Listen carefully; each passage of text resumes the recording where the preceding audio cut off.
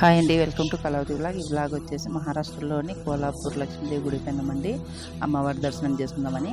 అక్కడ గుడి బయట టెంకాయలు అమ్ముతారనమాట. టెంకాయలు కొనుక్కున్నాము. టెంకాయలతో పాటు మాకు మెట్టలు, తాలిబొట్టు, చీర, జాకెట్, పూలు అన్నీ ఇచ్చినారు. అవన్నీ తీసుకుని దర్శనానికి వెళ్ళాము.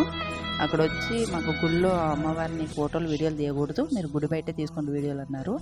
సరే అని చెప్పేసి గుడి బయట తీసుకున్నాము. మీరు గుడి చూస్తుండండి, నేను అమ్మవారి గురించి చెప్తాను. గుళ్ళు అమ్మవారిని అయితే ఎంత బాగా అలంకరించినారంటే, ఆ రోజు మంగళవారం ఉండింది, మేము పోయిన రోజు చాలా బాగా అలంకరించినారు.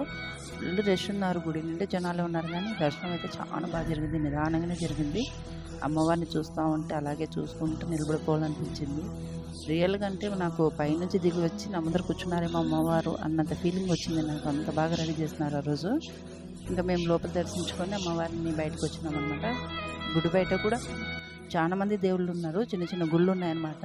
అందరివి దేవుళ్ళవి. వాళ్ళందరినీ నిదానంగా దర్శించుకొని అమ్మవారి చుట్టూ 3 రౌండ్లు వేసుకొని చాలా నెమ్మదిగా, అసలు చాలా ప్రశాంతంగా ఉండింది మాకు ఆ రోజు. దర్శనం అయితే బాగా జరిగింది. ఈ వీడియో నచ్చినట్లయితే లైక్, షేర్, సబ్స్క్రైబ్ చేసుకోండి.